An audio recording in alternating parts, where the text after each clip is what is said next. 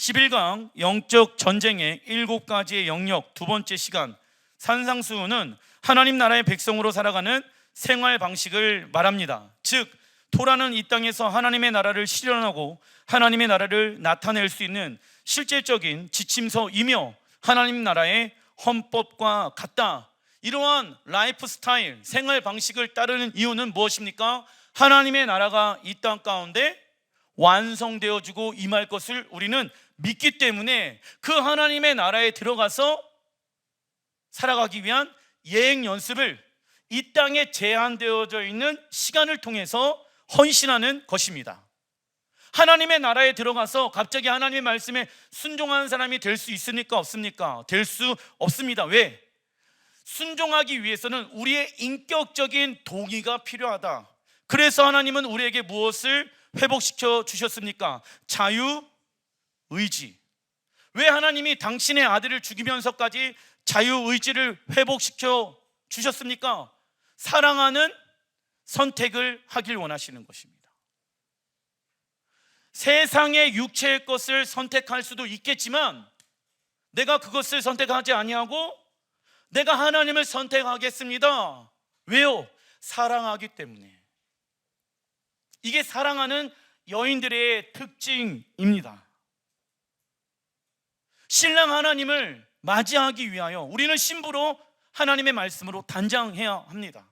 그래야 이 땅 가운데 임하는 하나님의 나라에 들어가서 내가 살아왔던 삶의 방식대로 살아갈 수가 있게 되어지는 것입니다. 그것이 지혜로운 5 처녀의 이야기가 되어지는 거예요. 똑같이 등을 가지고는 있죠. 구원이 시작되어졌습니다. 그러나 그들의 미련한 5 처녀의 등은 꺼지게 되어지죠. 왜 꺼지게 되어집니까? 하나님의 말씀을 지켜 행하는 순종하는 모습들이 없기 때문에. 본인들은 오해하고 있는 거예요. 나는 신랑의 신부로 부르심을 받았다고. 구원이 시작되어지는 동시에 우리는 신랑 예수와의 신부로 부르심을 받았습니다. 그러나 하나님의 말씀으로 단장하지 아니하는 신부들은 그 신랑 예수와를 맞이할 수가 없다라고 예수와께서 계속해서 말씀하고 계시는 것입니다. 그래서 우리는 그 산상수훈의 삶을 통하여 우리가 하나님의 나라에 들어갈 생활 방식을 익히는 것입니다. 영원한 가치를 위하여 영원하지 아니하는 이 땅에서의 시간과 물질과 우리의 재정을 심는 것은 매우 지혜로운 자의 특징의 모습이다. 그러나 미련한 자들은 그 영원한 나라를 위하여 제한되어져 있는 우리의 시간과 열정과 에너지와 재정을 심지 않을 것입니다. 왜 심지 않습니까? 무엇이 없기 때문에? 믿음이 없기 때문에. 여기서 딱 결판이 나는 거예요. 믿음이 있는 사람들은 영원한 하나님의 나라를 위하여 심는다. 그러나 믿음이 없는 사람들은 그 영원한 하나님의 나라를 위하여 심지 아니한다. 자, 그래서 예수야는 토라를 근거로 산상수훈의 말씀을 설교하셨습니다. 우리가 저번 주에 계속해서 예수야께서 말씀하시는 그 부분들은 십계명의 내용들과 인용해서 예수야께서 설교하셨다는 것을 알 수가 있었습니다. 이처럼 우리가 하나님의 자녀가 되어졌다면 옛사람의 행위를 십자가에 버리고 하나님의 자녀답게 살아가야 하며 우리의 성품은 무엇으로 변화되어야 합니까? 하나님의 성품으로 변화되어야 한다. 자, 하나님의 성품을 경험하기 위해서는 우리는 예배 가운데 무엇을 맛보아야 합니까? 하나님의 영광을 맛보아야 한다. 자, 하나님의 영광을 예배 가운데 맛보아 알기 위해서 우리가 해야 하는 것이 있습니다. 예배 가운데 나를 거룩한 산 제물로 하나님께 올려드려야 한다. 사단은요, 우리가 거룩한 산 제물로 하나님 앞에 제사를 드리지 못하도록 우리의 예배를 방해한다. 지금도 마찬가지예요. 다른 것에 집중하고 있고 내 생각이 다른 것에 가 있다라고 하면 사단이 내 안에 역사하고 있다는 증거이다. 왜? 하나님의 영광을 맛보아 알게 되어지면 우리의 영성은 누구로 변화되어집니까? 하나님의 형상으로 변화되어지기 때문에 사단이 제일 두려워하는 것이 그것입니다. 왜요? 거룩한 신부들이 단장되어졌을 때 누가 이 땅 가운데 오십니까? 신랑 예수님께서 이 땅 가운데 오시는 것을 알기 때문에 사단은요, 자기가 끝나는 날을 정확하게 알고 있습니다. 그래서 하루라도 자신의 생명을 연명하기 위하여 우리를 공격하는 거예요. 우리의 예배를 방해하는 거예요. 하나님의 영광을 바라보지 못하게끔 방해하고 있다. 그래서 예수와는 우리의 마음의 영역과 싸워야 하는 7가지의 영역에 대해서 말씀하셨죠. 자, 7가지의 영역은 무엇입니까? 같이 한번 읽어보겠습니다. 시작. 분노, 음란, 결혼 언약을 소중히 여기지 않음, 거짓 맹세, 복수와 자기방어, 수동적인 사랑, 판단에 대해서 말씀하십니다. 이번 주 우리의 마음의 영역과 싸워야 하는 5번째 영역은 적어놔 주십시오.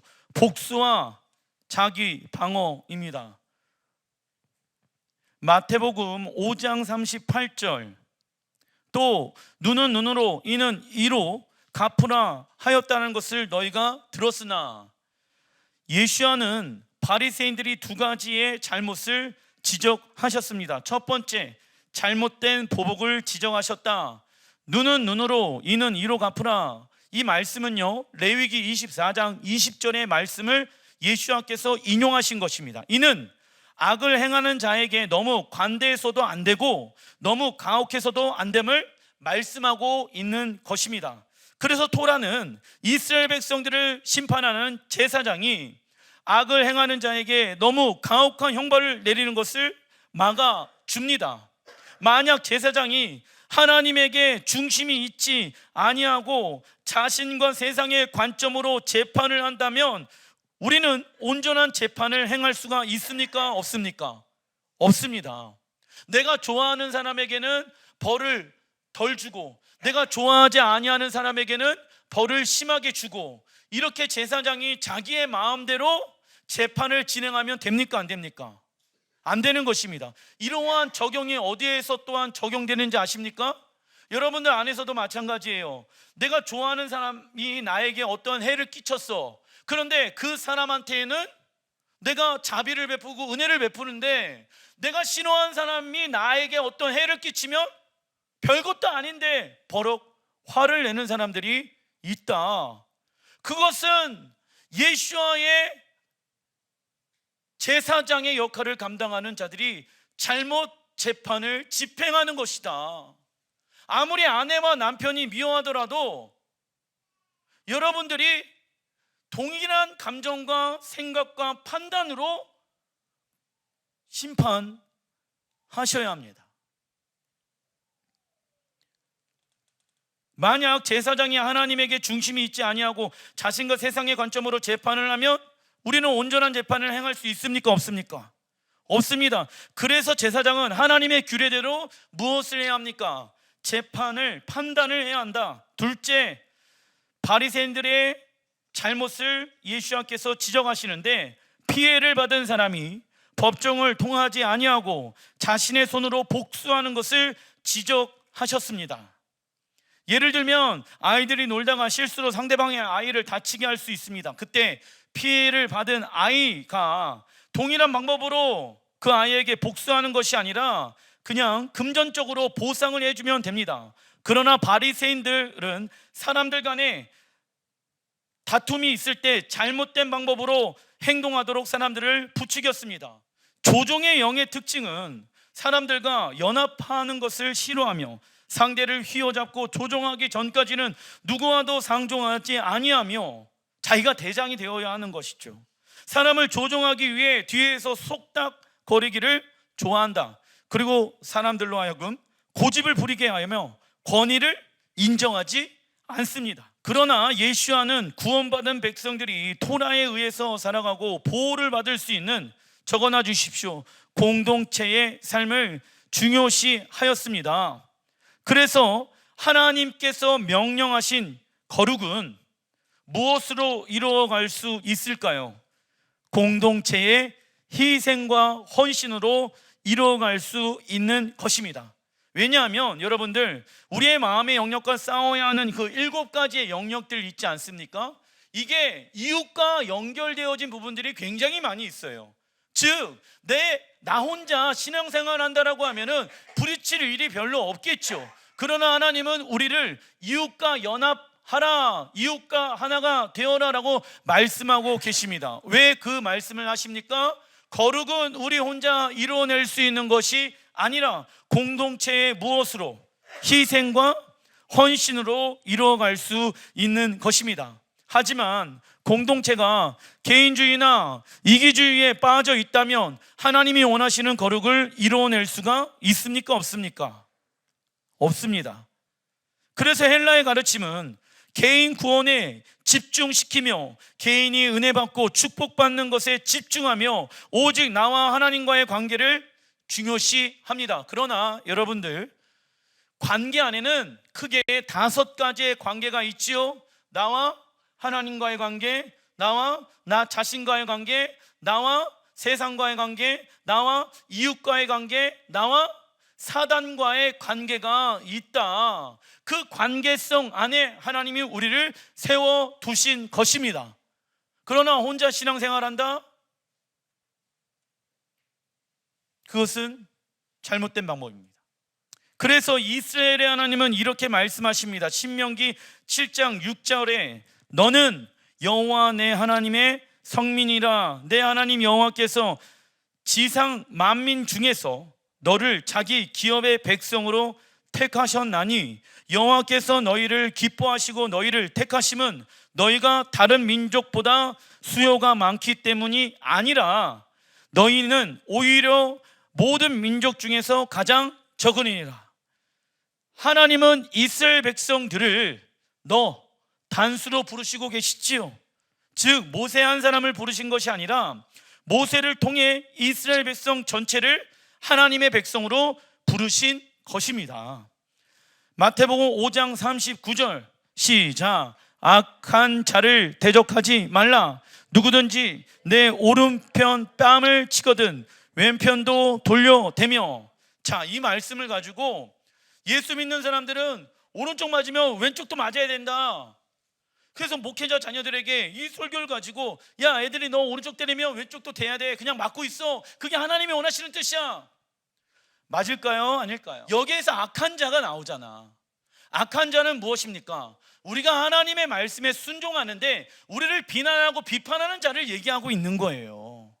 하나님은요, 우리가 맞고만 있는 것을 원치 아니하신다. 믿으십니까? 그것은 자기를 학대하는 건 아니겠습니까?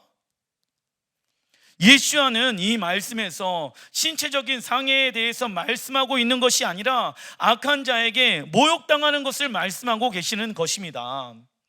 누구나 인생을 살다 보면 한 번 이상은 모욕을 받게 되며 자존심이 걸린 문제이기 때문에 견디기가 쉽지 않지요. 사람들에게 있어서 최후의 보루는 자존심입니다. 자존심은 무엇입니까?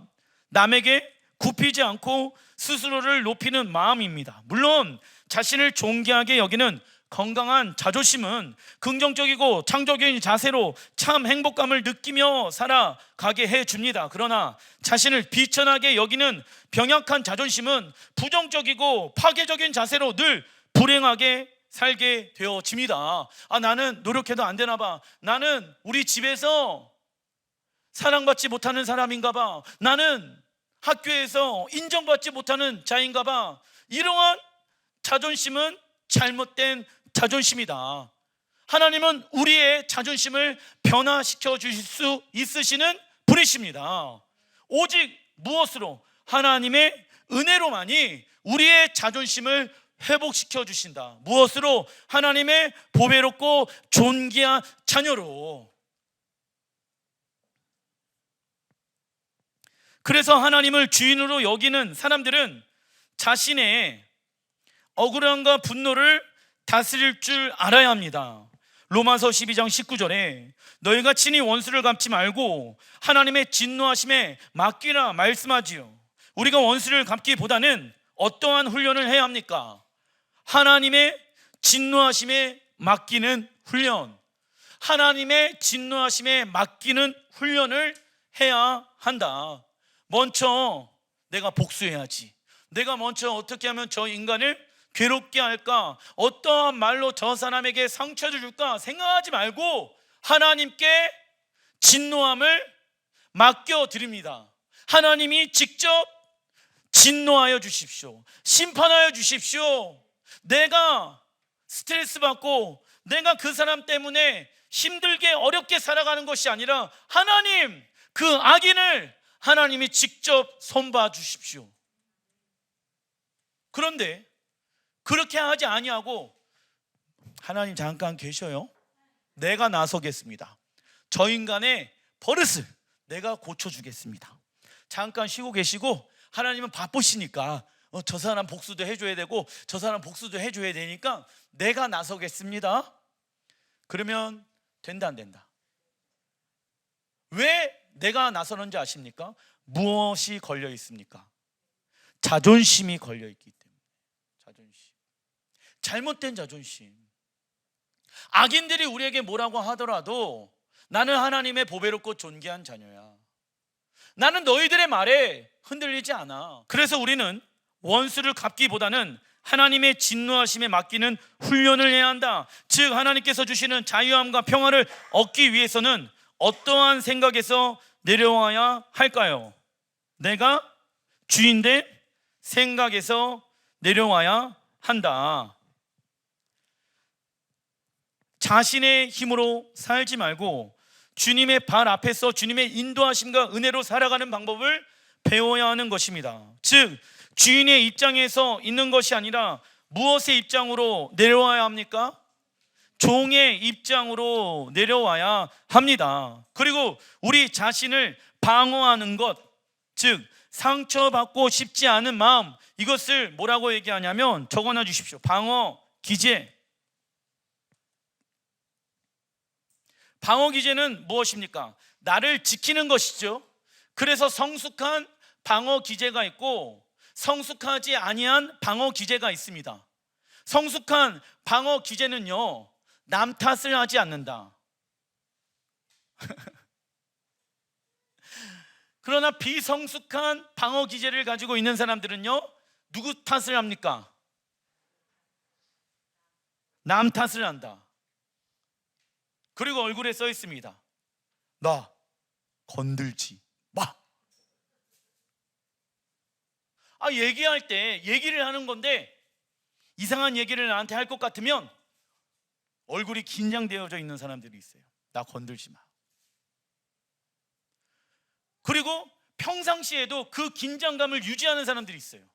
나한테 다가오지 마. 웃지도 않고 얼굴이 굳어져 있는 사람들이 있어요. 이것은 성숙하지 아니하는 방어 기제입니다. 그 방어 기제로 인해서 이웃들과 연합되어지는 것이 방해가 되어진다. 내 안에 방어 기제가 무엇인지 여러분들이 아셔야 합니다. 그래서요, 그 성숙한 방어 기제를 가지고 있는 사람들은요, 어떤 말을 하는지 아십니까? 내가 원하는 건 이겁니다 라고 얘기를 해요. 네 탓이야, 네 문제야, 너가 이래서 이래, 그래서 내가 이렇게 됐어. 내 주름살이 왜 많아진지 아냐? 너 때문에 그래, 너 때문에.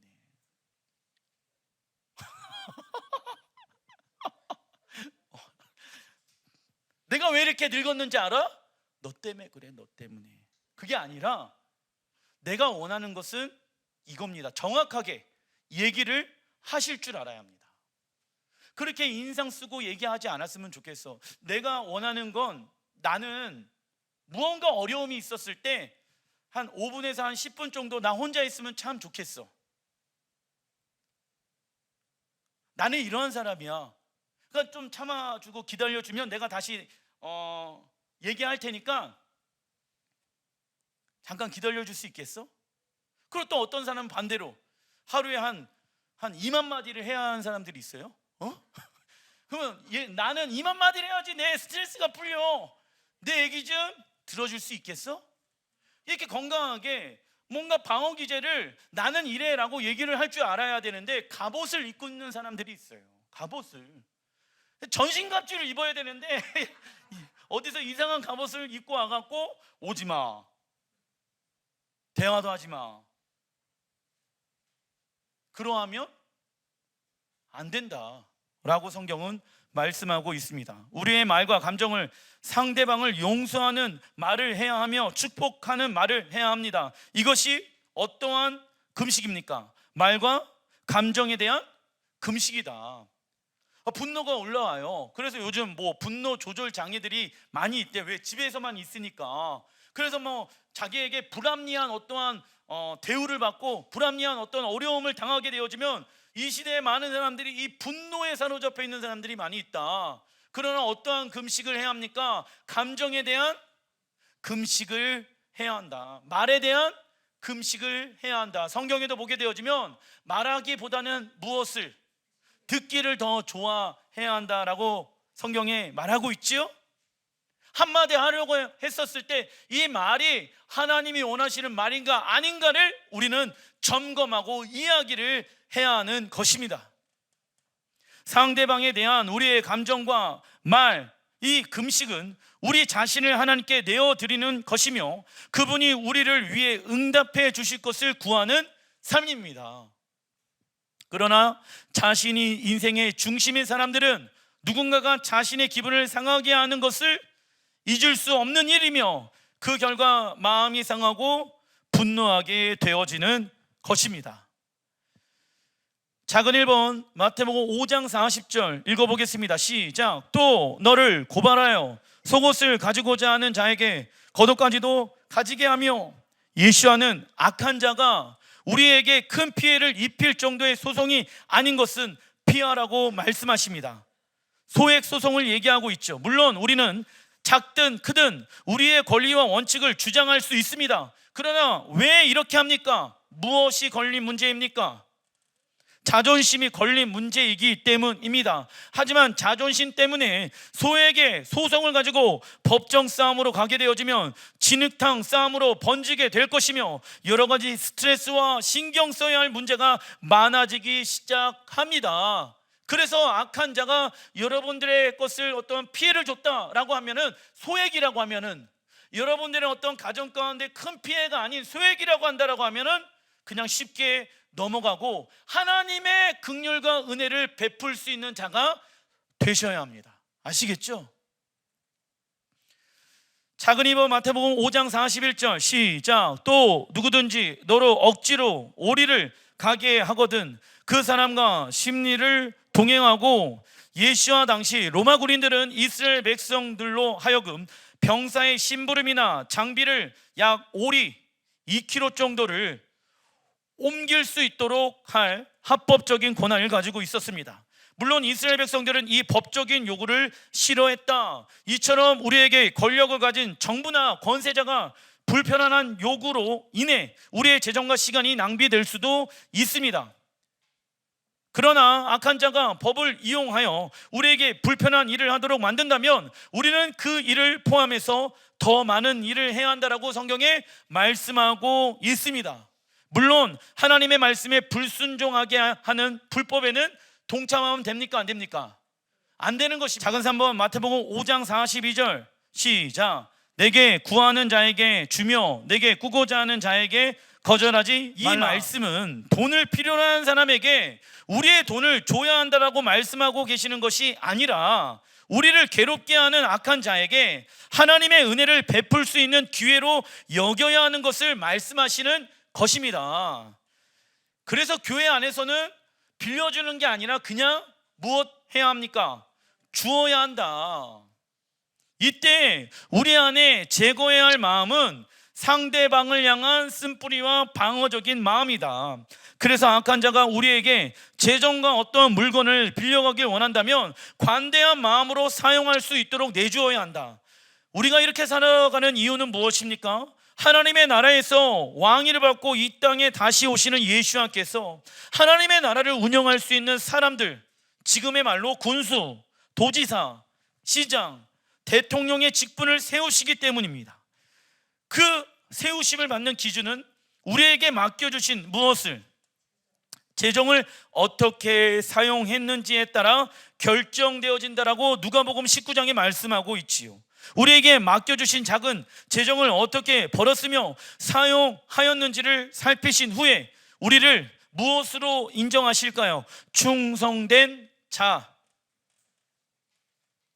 예를 들면 말없이 헌신하고 수고하는 일을 하는 사람, 비록 임대한 곳이라고 할지라도 모든 것을 내 소유인 것처럼 아끼는 태도, 직원이지만 사장처럼 헌신하고 열심을 내는 것들을 얘기하고 있는 것입니다.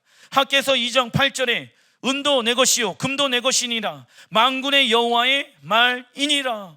천지에 있는 모든 것은 다 누구의 것입니까? 하나님의 것이며, 재물과 권세도 하나님께 있으며, 만물의 주인 되신 하나님의 손에 사람을 크게 하는 것과 강하게 하는 것이 있습니다. 하나님은 당신의 손에 있는 모든 것들을 누구에게? 하나님의 사람들에게 나누어 주길 원하신다라고 성경은 말씀하고 있습니다. 그러나 일을 하지 아니하고 술이나 도박을 하기 위해 돈을 요구한다면 우리는 거절해야 한다. 데살로니가후서 3장 10절. 또 누구든지 일하기 싫어하거든 먹지도 말게 하라 하였더니라고 말씀하고 있죠. 그리고 하나님은 이웃에게 빚을 진 자에게 이렇게 말씀하십니다. 잠언서 6장 1절 같이 한번 읽어보겠습니다. 시작. 내 아들아, 내 만일 이웃을 위해 담보물을 잡히고 다른 사람의 빚 보증을 섰다가 내가 한 말로 함정에 빠져 너는 그 일을 미루지 말며 그 문제를 해결할 때까지 잠을 자거나 긴장을 풀지 말고 얘기하고 있죠.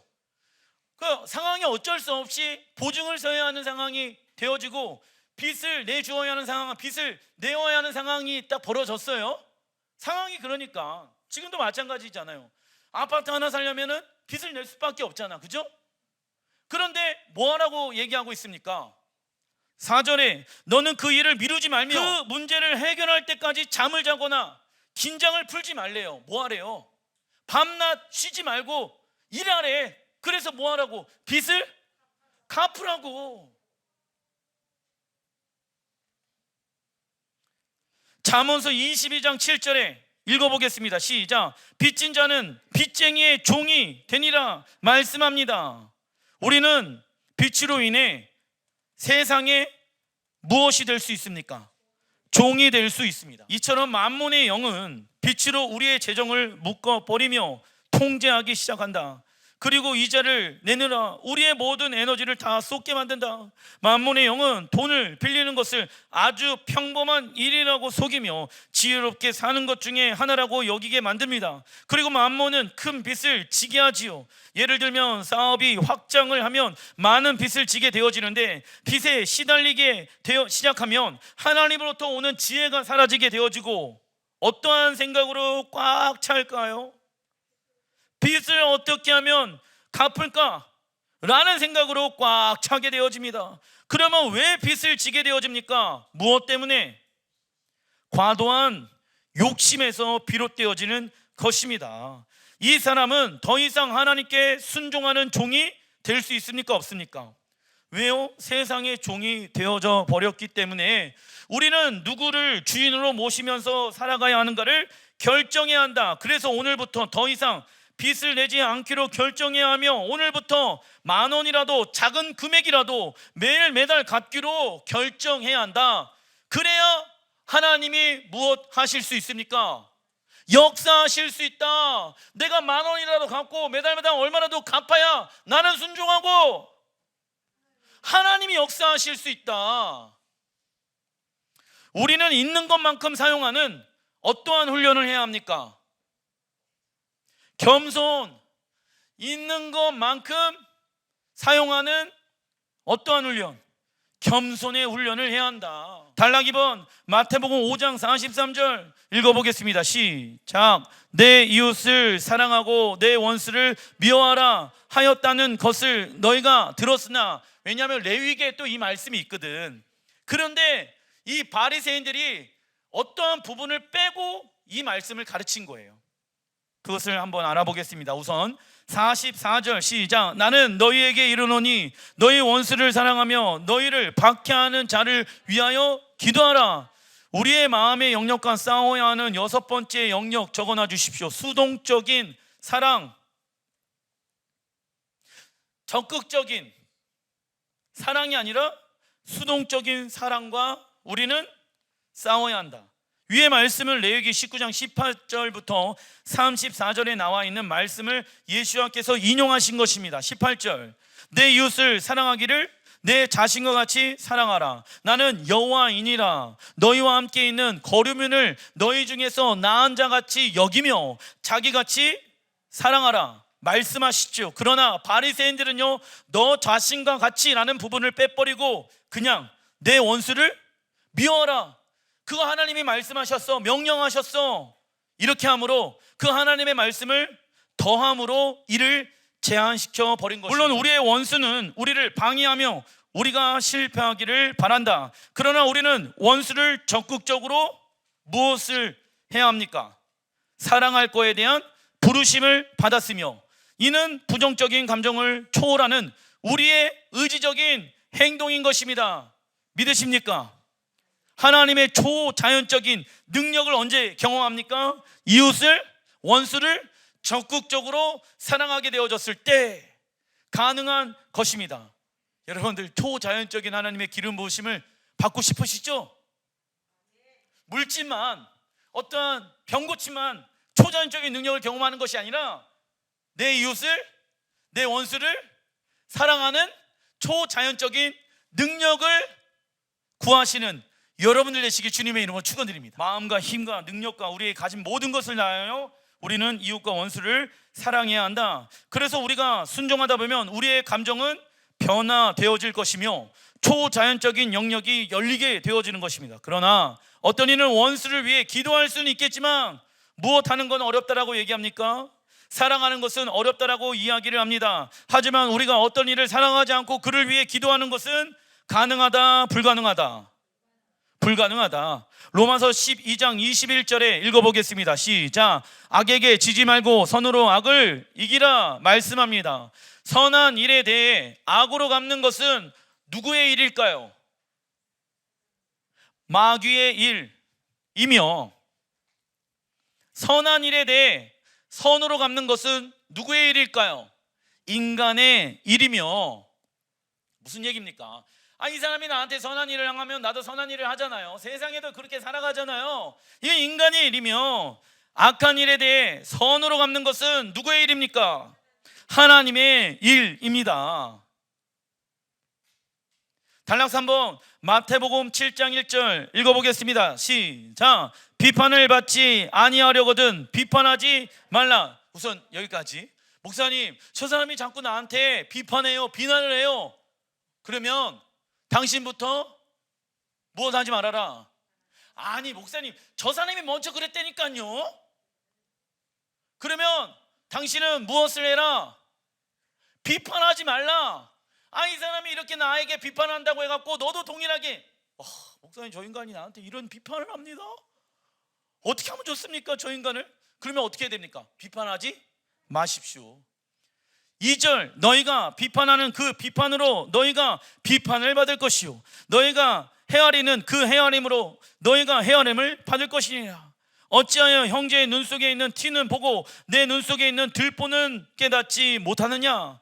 우리의 마음의 영역과 싸워야 하는 7번째 영역 적어놔 주십시오. 판단, 비판입니다. 판단의 영을 이야기하는 것이죠. 우리가 상대방을 잘못을 먼저 보게 되어지면 하나님이 우리의 삶 가운데 교정하길 원하시는 부분들이 감추어져 버립니다.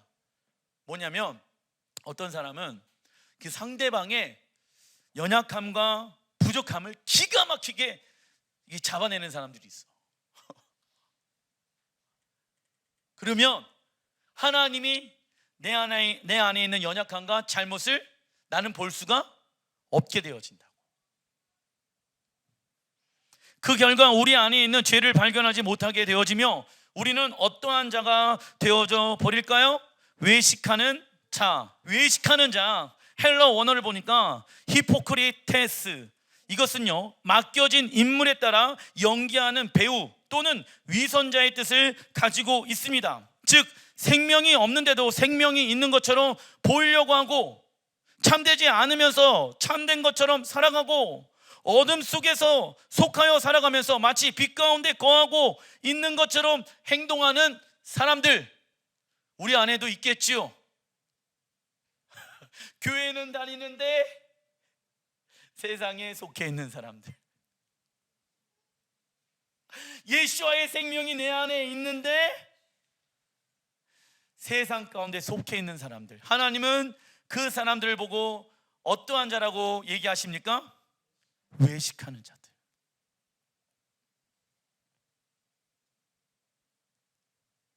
그래서 우리의 이웃의 연약함과 힘든 점을 고쳐주길 원한다면 우리가 먼저 해야 할 것이 7장 5절 시작. 외식하는 자여, 먼저 내 속에 있는 들보를 빼어나라. 그 외야 밝히 보고 형제의 눈 속에서 티를 빼리라. 아멘. 뭐하래요? 야, 저 사람 연약함을 먼저 보지 말고 네 안에 있는 연약함을 먼저 하나님의 말씀으로 회개하는 삶을 살아가. 그러다 보면 그 사람은 너의 변화되어지는 모습을 보고 감동과 은혜를 받게 되어져. 그리고 자연스럽게 그의 삶은 하나님의 말씀으로 변하기 시작할 거야. 조급해하지 마. 네가 말한다고 해갖고 바뀌어야 안 바뀌어요. 6절에 거룩한 것을 개에게 주지 말며 너희 진주를 돼지 앞에 던지지 말라. 그들이 그것을 발로 밟고 돌이켜 너희를 찢어 상하게 할까 염려하라. 먼저 우리의 삶이, 적어놔 주십시오, 하나님의 말씀으로 교정받아야 한다. 이것이 영적인 순서입니다. 자녀들, 남편, 아내, 부모, 내 이웃을 변화시키길 원한다라고 하면 먼저 우리의 삶이 무엇으로?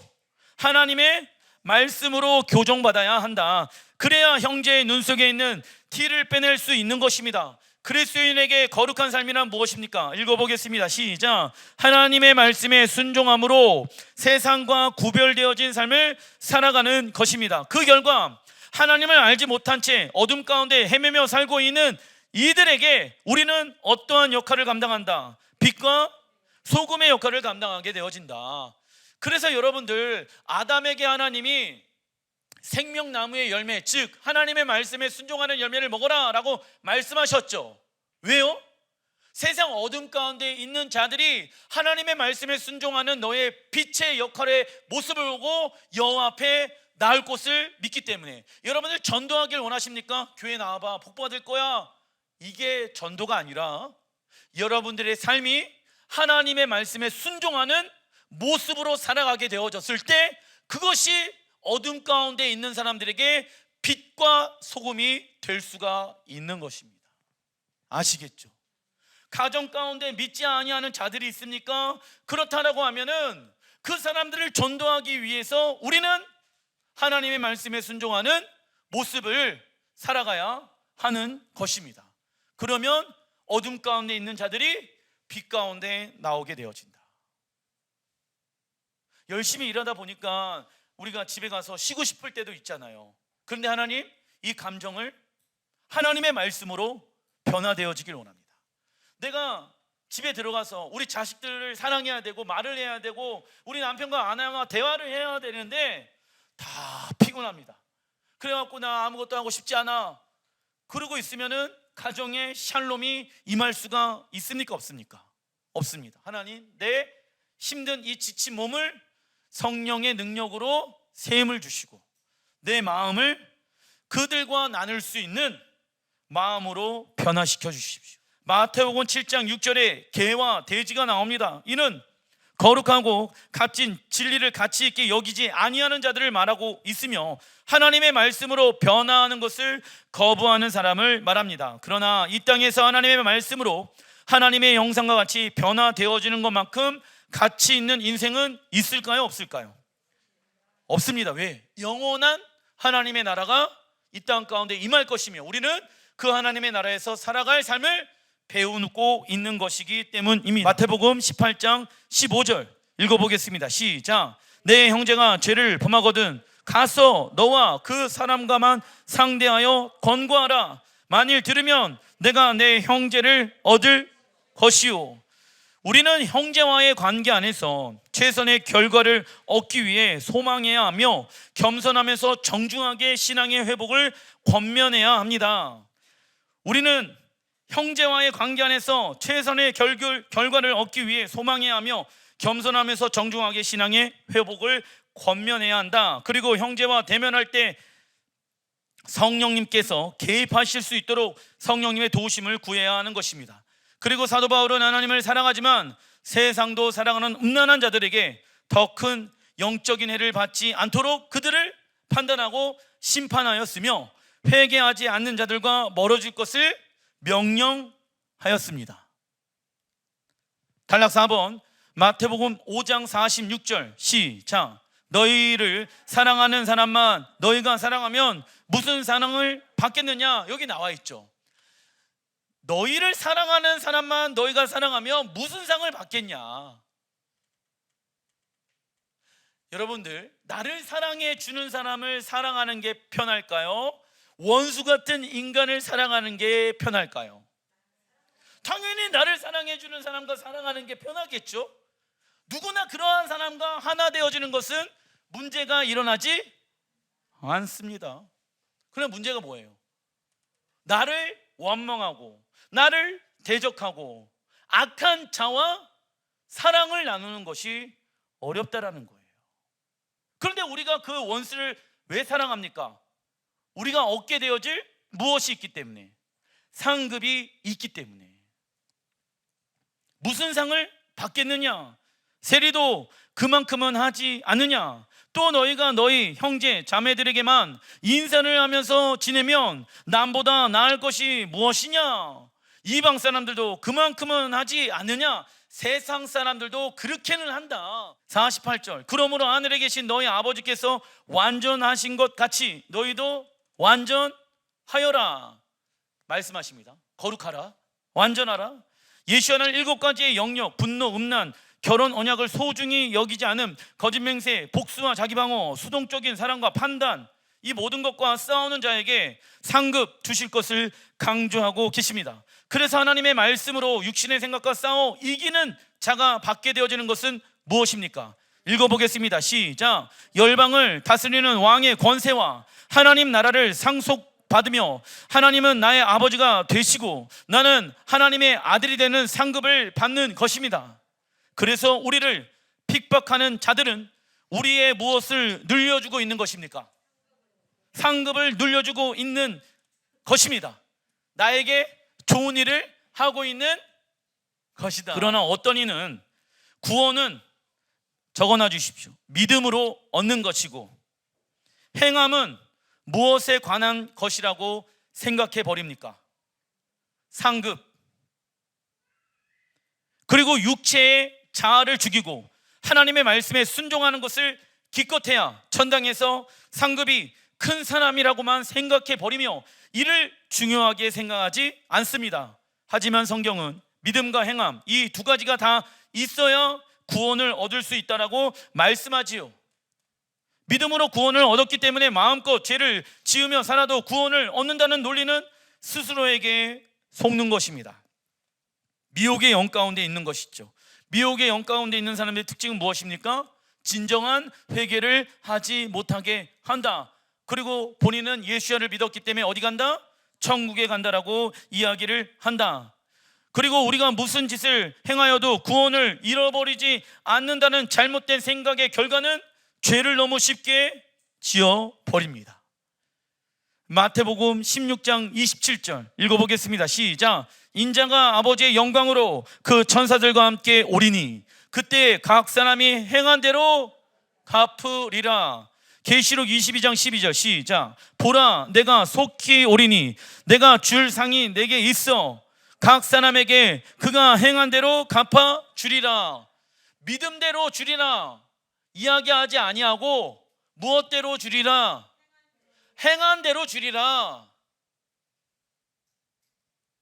이스라엘 백성들은 애굽에서 노예 생활했던 자들이며 노예는 항상 빈손으로 왔다가 빈손으로 갑니다. 그러나 하나님은 노예로 살았던 이스라엘 백성들을 애굽에서 건져내셨고 그들의 손에 무엇을 주셨습니까? 승리의 전리품을 주셨다. 그 이유는 하나님과 하나님의 나라를 위해 그 승리의 전리품을 사용하라고 주신 것이겠죠. 세상에는 사람은 빈손으로 왔다가 빈손으로 간다라는 말이 있습니다. 그러나 하나님의 사람은 빈손으로 왔지만 노예의 삶, 사단의 노예로 우리가 살아왔지만 빈손으로 하나님께 돌아가는 자가 돼서는 됩니까? 아닙니까?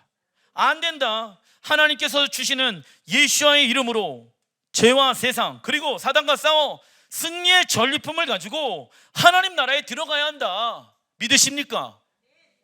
그러나 우리의 손에는 무엇이 있습니까? 죄의 종로를 하면서 살아간 자의 손에는 승리의 전리품이 없습니다. 기도하겠습니다.